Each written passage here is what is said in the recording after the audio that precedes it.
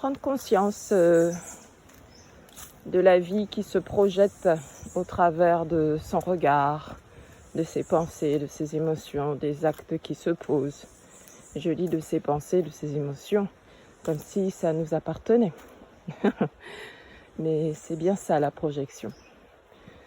Et ce que je comprends de plus en plus, moi dans ma réalité que je perçois, dans les cycles qui se répètent, les scénarios qui se répètent, et que j'ai beaucoup essayé de lutter contre les scénarios, de croire que je pouvais influer sur les scénarios. Et je me rends compte en fait aujourd'hui, et c'est tellement libérateur, que quand je regarde les arbres et toutes ces feuilles au sol, elles n'ont pas choisi de tomber à un moment donné. Elles ont une programmation, un cycle qui est de fleurir et de tomber pour que d'autres fleurissent à leur tour, d'autres émergent, mais toujours en partant du même arbre. Et donc, c'est ce qu'on appelle aussi les saisons, les cycles. Et ce qui nous met en souffrance, nous les humains, en tout cas moi, c'est ce qui a beaucoup amené la souffrance, c'est de ne pas comprendre, ne pas intégrer et ne pas accepter ce qui est. Alors attention, il n'y a pas une histoire de fatalisme ou de résignation ici. C'est plutôt accueillir et accepter que, dans cette vie, j'ai une programmation et cette programmation, elle se déroule. Elle se déroule. Que je veuille aller à droite, à gauche, à 360 degrés, elle se déroule. Quoi que je fasse. Et que ce soit dans les bonnes choses ou dans les choses moins agréables, là je ne fais pas de distinction, de différenciation dans le vécu. Le vécu se déroule.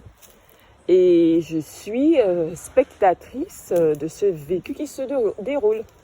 Et c'est ça en fait qui est puissant dans ce que nous vivons et dans cette notion de simulation et de projection. Parce qu'au final, c'est ça. C'est que de plus en plus, j'observe cette projection qui se déroule devant mes yeux. Et que aujourd'hui, c'est pas mon rôle de changer cette projection, puisque l'être que je suis en incarnation n'a pas le pouvoir, aucunement, ni la puissance pour changer la projection. Peu importe ce qu'il peut se dire, ce qu'il peut faire, thérapie ou autre, il n'en a pas le pouvoir ni la puissance.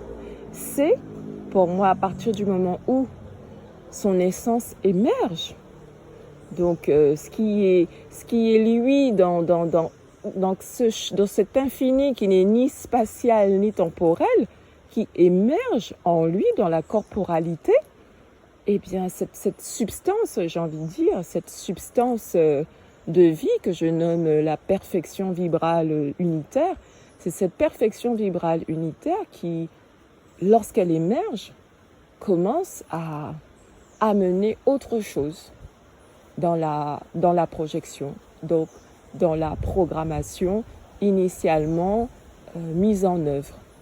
Et cette, je ne sais pas si le mot c'est compréhension, mais en tout cas, ce qui est là, ce qui me dit ça, me partage ça, ça amène beaucoup de liberté, de libération et quelque chose d'autre pour voir les états en fait tels qu'ils sont, voir les différents états qui se manifestent tels qu'ils sont. Voilà. Et ça ne fait pas de moi une bonne personne, une mauvaise personne, une personne évoluée, non évoluée, consciente, pas consciente, etc. Ça fait juste de voir ce qui est. Observer ce qui est. Observer le déroulement de ce qui est au travers des vibrations qui sont dans ce champ qui me traverse. Voilà. Et c'est tout ce que j'ai à dire là sur ça. À très bientôt. C'était Olivia Mello, un partage en émergence libre.